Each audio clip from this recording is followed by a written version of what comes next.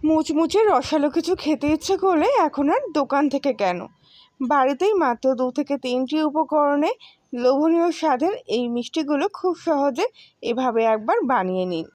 একবার খেলে একটার জায়গায় 10টা খেয়ে ফেলবেন। আর এগুলো বানানোর জন্য প্রথমেই আমি এখানে 1 বাটি পরিমাণ ময়দা নিয়ে নিয়েছি। তবে এক্ষেত্রে আপনারা ময়দার পরিবর্তে আটা দিয়েও এগুলো একইভাবে তৈরি করতে পারেন। এবার এর মধ্যে স্বাদ মতো লবণ দিয়ে দেবো, আর দিয়ে দিচ্ছি একদম সামান্য 1 চুটকি মতো বেকিং পাউডার। এবারে খুব ভালো করে এই দুটি উপকরণ ময়দার সঙ্গে শুকনো অবস্থায় এইভাবে একটু মিশিয়ে নিচ্ছি। এবার আমি এখানে 2 চামচ পরিমাণ সাদা তেল নিয়েছি, আর তেলের সাথে ময়দাটা খুব ভালো করে এখানে মিশিয়ে নেব। হাতের মধ্যে নিয়ে এইভাবে ভালো করে মিশিয়ে নেব। এরকম ঝুরঝুরেই থাকবে, যেহেতু কম তেলে ময়দাটা এখানে মাখা হয়েছে। এবারে সামান্য সামান্য জল দিয়ে ময়দাটা এইভাবে মেখে নেব। এখানে আমি ঘরের যে নর্মাল টেম্পারেচার জল, সেই জল দিয়েই ময়দাটা মেখে নিচ্ছি। তবে একবারে বেশি করে জল দেবো না, এইভাবে অল্প অল্প করে জল দিয়ে ময়দার ডোটাকে মেখে নেব। এরকম একটু নরম করেই ময়দাটা মেখে নিয়েছি। এবার হাতের মধ্যে সবশেষে সামান্য একটু সাদা তেল নিয়ে আবারও খুব ভালো করে ময়দাটা এভাবে একটু মেখে নিলাম।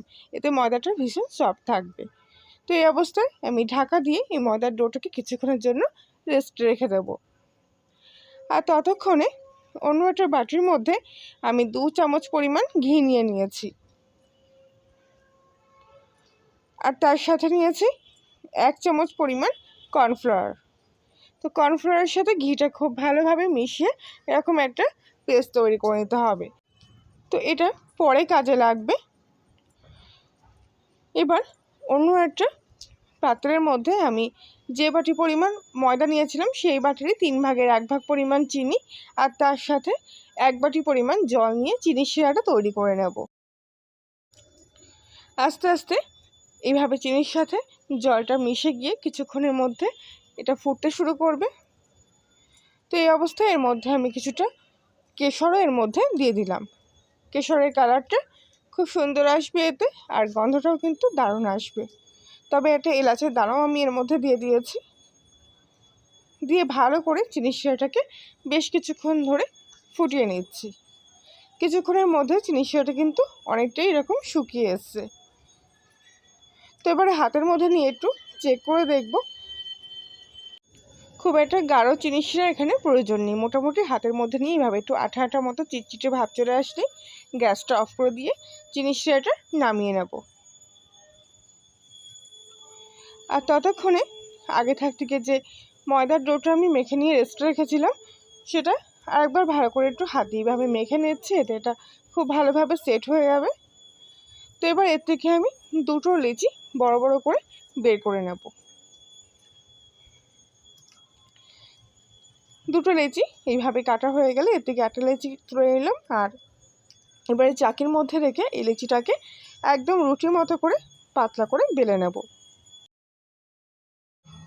যতটা সম্ভব এভাবে টেনে টেনে কিন্তু এই লেচিটাকে এরকম পাতলা করে রুটির মতো করে বেলে নিয়েছি।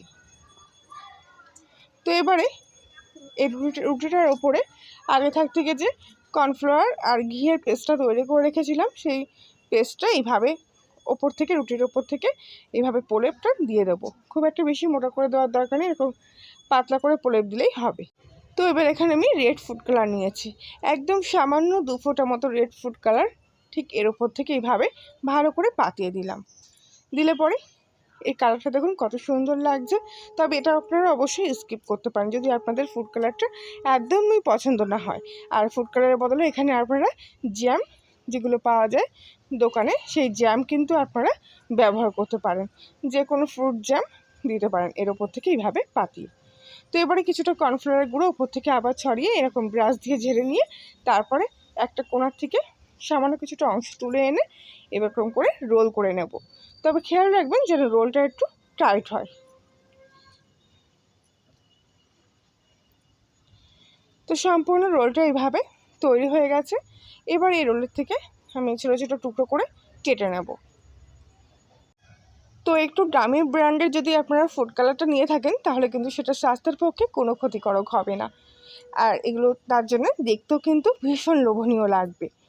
তো যাই হোক, প্রত্যেকটা স্লাইস আমি এরকম একটু চড়া চড়া করে কেটে নিয়েছি।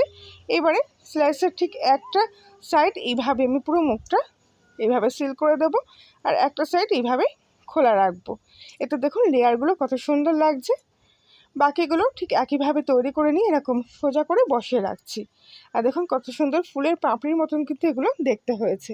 এবার এর থেকে একটা লেচি আমি নিয়ে নিলাম, আর একটা গ্লাস দিয়ে ওপর থেকে এরকম চাপ দিয়ে হালকা করে এরকম চাপটা করে নিচ্ছি। তারপর বেলুন দিয়ে এইভাবে বেলে নেব। এরকম লম্বা করে বেলছি, আপনারা চাইলে গোল করেও কিন্তু এগুলো তৈরি করতে পারেন। তো বাকিগুলোও ঠিক একইভাবে এখানে আমি তৈরি করে নেব। কত সোজা দেখলেন, একদম কিন্তু একবার দেখলে যে কেউ ফটাফট তৈরি করে ফেলতে পারবে, কোনো অসুবিধা হবে না। আর আবারও বলছি, যদি আপনারা ফুড কালারটা স্কিপ করতে চান তাহলে এখানে জ্যাম ব্যবহার করতে পারেন। তো যাই হোক, বাকিগুলো ঠিক একইভাবে এখানে তৈরি করে নিয়েছি। এইবারে কড়াইয়ের মধ্যে কিছুটা সাদা তেল নিয়ে নিয়েছি। তেলটা হালকা একটু গরম হলেই এক এক করে এই লেচিগুলো আমি তেলের মধ্যে দিয়ে দেব। তবে একসঙ্গে বেশি লেচি দেবো না, যেরকম পরিমাণ তেল সেই অনুযায়ী কিন্তু লেচি দিতে হবে, যাতে লেচিগুলো তেলের মধ্যে এইভাবে ডুবে থাকে। আর আস্তে আস্তে দেখবেন এগুলো কিন্তু কত সুন্দর এভাবে ফুলে উঠতে শুরু করবে আর তেলের মধ্যে ভাসবে। এবার একটা পিঠ পুরোপুরি একটু লাল হয়ে আসলে তারপর উল্টো পিঠটা এখান থেকে উল্টে দেবো। আর হ্যাঁ, আমি কিন্তু এগুলো ভাজার সময় পুরোপুরি গ্যাসের ফ্লেমটা একদম লো ফ্লেমে রেখেছিলাম। তাহলে কি হবে, এই কালারটাও কিন্তু খুব সুন্দর আসবে ভাজার পর, আর ভেতর থেকেও একদম খাস্তা হয়ে ভাজা হয়ে যাবে, নরম ভাব একদমই থাকবে না। তো ভাজার পর দেখবেন তেলের বুজবুজিটাও কিন্তু একদমই কমে গেছে, তেলটা একদম এরকম স্থির হয়ে যাবে। তো এই অবস্থায় আমি এগুলো এক এক করে তেল থেকে ছেঁকে নিয়ে তুলে নেব। আশা করছি আজকের রেসিপিটি আপনাদের কাছে ভালো লেগেছে। ভালো লাগলে প্লিজ লাইক শেয়ার কমেন্ট করে জানাবেন। বাকিগুলো ঠিক একইভাবে আমি তেলের মধ্যে এখানে ভেজে নেব, আর বাকিগুলো ঠিক একইভাবে ভেজে নেব। তো কিছুক্ষণ পর ভালোভাবে তেল ঝরিয়ে গেলে এগুলো আমি অন্যটা থালার মধ্যে তুলে নিচ্ছি। তো এগুলো কিন্তু ভাজার পর বেশ কিছুক্ষণ ধরে একদম ভালোভাবে ঠান্ডা করে নিতে হবে। আর তারপর আগে থাকতে যে চিনি শিরাটা আমি তৈরি করে রেখেছিলাম সেই চিনি শিরাটা গরম বসিয়ে দিয়েছি। হালকা একটু গরম হলেই এক এক করে মিষ্টিগুলো আমি চিনি শিরার মধ্যে দিয়ে দেব। দিয়ে খুব ভালো করে উল্টে পাল্টে এইভাবে একটু নেড়ে চেড়ে নেব। আর এই সময় কিন্তু গ্যাসটা পুরোপুরি অফ করে দিয়েছি, মানে চিনি শিরাটা গরম হলেই গ্যাসটা অফ করে দিতে হবে। এগুলো চিনি শিরার মধ্যে দিয়ে ফুটিয়ে নেওয়ার কোনো প্রয়োজন নেই। জাস্ট গরম চিনি শিরাটা এগুলোর গায়ে খুব ভালো করে এইভাবে নেড়ে চেড়ে মিশিয়ে নিতে হবে। আর তারপর 1 মিনিট পর এগুলো আমি চিনি শিরা থেকে এইভাবে তুলে নিচ্ছি। আর দেখুন দেখতে এগুলো কত সুন্দর লাগছে। আমি একটা অন্য প্লেটের মধ্যে এগুলোকে সাজিয়ে নিয়েছি। কত সুন্দর লোভনীয় হয়েছে দেখুন দেখতে মিষ্টিগুলো। আর এগুলোকে আর একটু লোভনীয় করার জন্য আমি ওপর থেকে কিছুটা শুকনো চিনির গুঁড়ো এইভাবে ছড়িয়ে দিচ্ছি। এতে দেখতে এগুলো আরও সুন্দর লাগবে। আর প্রত্যেকদিনের মতো আবারও বলছি, আপনি যদি কলিয়ার রান্নাঘর নতুন সদস্য হয়ে থাকেন তাহলে প্লিজ চ্যানেলটি সাবস্ক্রাইব করে পাশে থাকবেন, আর পাশের বেল আইকনটি প্রেস করবেন নতুন কোনো ভিডিওর আপডেট পাওয়ার জন্য। তো খাস্তা মুচমুচে এই খাজা মিষ্টিগুলো যেমন দেখতে লোভনীয়, খেতেও কিন্তু অসাধারণ। দেখুন ভেতরটা কত সুন্দর রসালো হয়েছে, আর উপর থেকে পুরো একদম খাস্তা। প্রত্যেকটা লেয়ার একদম মুখে দিলে মিলিয়ে যাবে, আর রসালোর স্বাদটা কিন্তু সারা মুখের মধ্যে ভরে যাবে। তাহলে বন্ধুরা, আজকের মতো এই পর্যন্তই। আবার দেখা হচ্ছে অন্য একদিন নতুন কোনো রেসিপির সাথে। সবাই ভালো থাকবেন, সুস্থ থাকবেন।